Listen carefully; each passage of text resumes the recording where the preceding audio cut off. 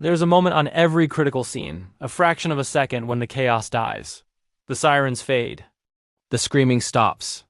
The wind, the rain, the sheer volume of disaster, all collapse into one thing. Silence. Not the absence of sound, but the sound of absolute focus. That is where lives are saved. And that is where I found myself that night, buried 30 feet below the surface of a collapsed parking structure. With a single life resting on the strength of a silent promise, you think you know what pressure is, but you don't know the real weight until you have to choose between saving a life and keeping all 10 fingers. Stay with me. Because what happened next will redefine what you believe about impossible choices. For 20 years, I've lived by the rhythm of the siren. I've been the one they call when code red is a polite fiction. I've cataloged the worst of humanity's collisions, the high-speed pileups that look like modern sculpture, the silent mountain falls, the industrial accidents that leave shadows on your retinas and haunt your sleep. But the dispatch that dropped onto the console that night, the digital scream at 3 o'clock hours, carried a different kind of dread. A new parking garage, fresh concrete, clean steel, gone, structural failure, full catastrophic collapse. It wasn't an accident. It was a detonation. A mountain of pulverized rock, twisted cable, and dust where a building used to be. Initial reports were catastrophic. Multiple potential victims. One confirmed contact deep within the structure, a pocket of breathable air, a sliver of hope thinner than razor wire. We launched the chopper immediately. The air above the city was heavy, thick with the smell of pulverized rock, torn earth, and ozone dot below us. The scene was a nightmare mosaic. 1,000 flashing lights painting jagged shadows across the wreckage. A world of twisted metal and desperate motion. We weren't going in to clear debris. Our mission was surgical. To buy a few extra minutes for a single human being already living on borrowed, contaminated time. Partner Aina prepped the gear with the practiced intensity of a sniper. The trauma pack. The crush syndrome protocols, the airway kits. I watched the chaos grow beneath the rotor wash. Remember the drill? Anna, I shouted, the vibration of the aircraft blurring the words. Assess, stabilize, evacuate. No heroics. Just disciplined, brutal medicine. But staring into that tomb, I already knew the truth burning in my gut. Tonight, the drill was obsolete. Tonight, medicine wasn't going to be enough. We rappelled down into the ruins, dropping into the heart of the wreckage. The rescue team had carved out a narrow, jagged channel leading into the core, a pathway of sheer desperation. It was a suffocating space, dark, dusty, and tighter than any nightmare coffin. The air quality was a poisonous slurry of particulates and exhaust. We switched to bottled oxygen the second our boots hit the unstable ground as we crawled deeper. The surrounding soundscape was terrifyingly alive, the constant metallic groan of stressed rebar, the shifting, sickening crunch of concrete powder with every move. Every subtle sound was a cold, constant reminder that our exit could seal permanently at any second. This was a patient with a pulse, but the room itself was dying. And then, deep in the dust, we found him. I call him the architect. The one trapped by his own structure. He wasn't merely pinned. He was incorporated into the wreckage. A massive, angled slab of ceiling had sliced down like a guillotine blade, but stopped just short. The victim, a man in his late 20s, was on his side. His left leg was fully trapped under the immense weight of the slab. But that, incredibly, was the secondary problem. The lethal problem was his arm. His right arm, bent impossibly backward, was pinned between his body and the concrete, and wedged tightly, viciously. Against his throat was a section of jagged rebar. A rusty steel rod acting as a lethal, silent choke point. He was awake. His eyes were wide, and the terror in them was absolute, unblinking. I reached his side. The dim light from my headlamp sliced through the dust. His eyes locked onto mine. A silent scream. He couldn't speak. The pressure from the rebar made any vocal effort a death rattle. The dust and the constricted airway meant he was minutes from suffocation. This was the moment. The chaos died. The siren in my mind went silent. Diagnosis: immediate airway compromise due to structural entrapment. Secondary: massive crush injury to the limb, leading to systemic shock. Moving the slab was out. The structural engineers had warned us. Any shift could trigger a secondary collapse. Burying all three of us. My options were brutally simple. And they all sounded insane. Wait for the rigging team. This could take an hour to stabilize the slab. He didn't have 5 minutes. Attempt a complex extrication. Too risky. It would jostle the rebar and he would die on impact. The unthinkable. I leaned in close, my face mask touching his dusty cheek. I needed to establish connection. I needed his compliance. I gave him the first promise. The silent one. I held up my hand, 3 fingers extended. 3 minutes. I need 3 minutes of your absolute trust. He blinked slowly. A single tear traced a path through the grime on his temple. He understood. The true battle wasn't against the concrete. It was against the anatomy and the clock. The rebar had turned his trachea into a collapsed pipe. If I couldn't free his airway and quickly, everything else we might attempt would be irrelevant.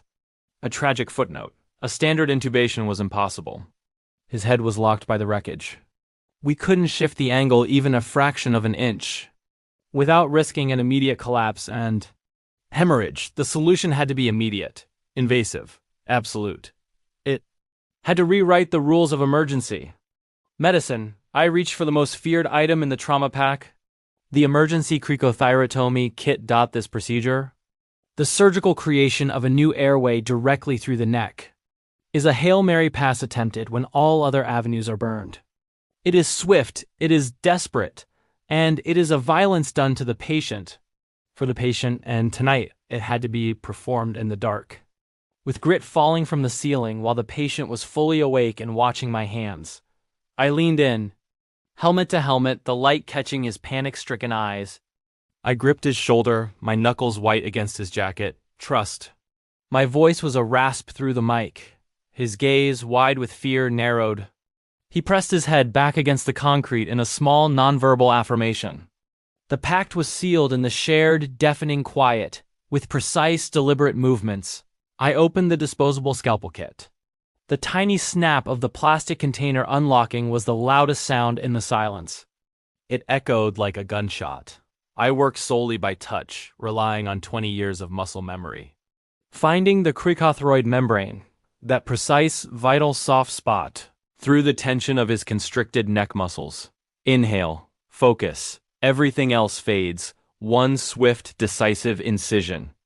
A tiny, choked cough of expelled air, relief mixed with shock. Then, the smooth, perfect insertion of the breathing tube. It was done. Less than 90 seconds from decision to execution, the air whooshed into his lungs through the new opening. He took a ragged, deep, life-affirming breath that shuddered through his entire body. The raw terror in his eyes did not vanish, but it immediately softened, transforming into a desperate, silent gratitude.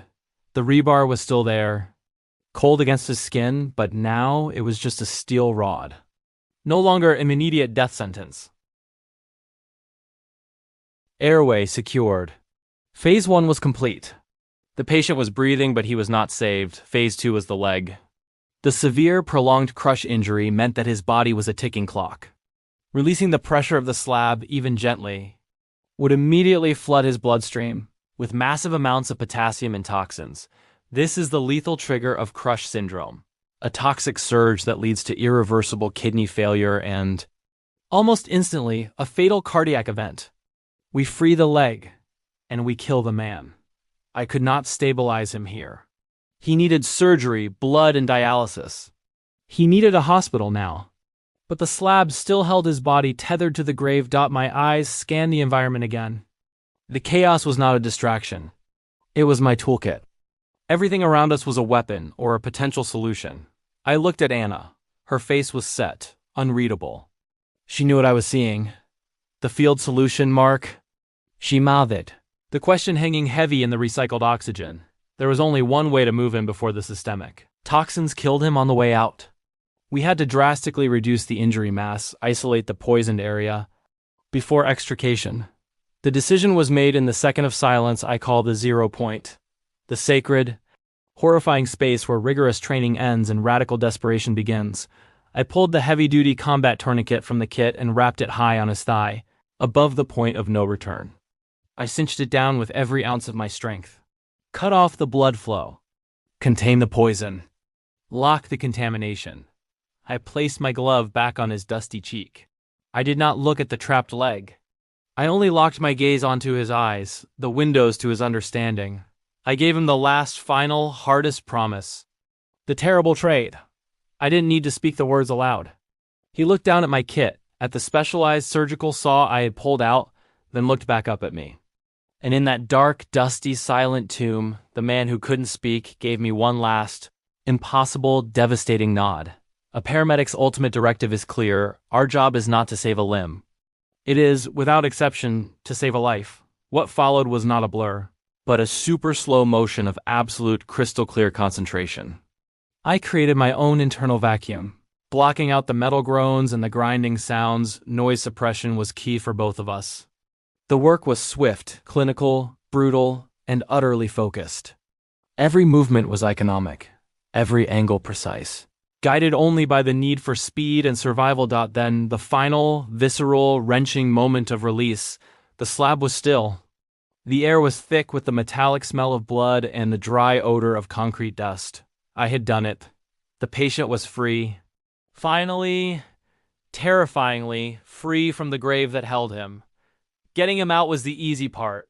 The rigging team came in, and we lifted him onto the backboard, stabilizing his fractured arm and securing the new airway.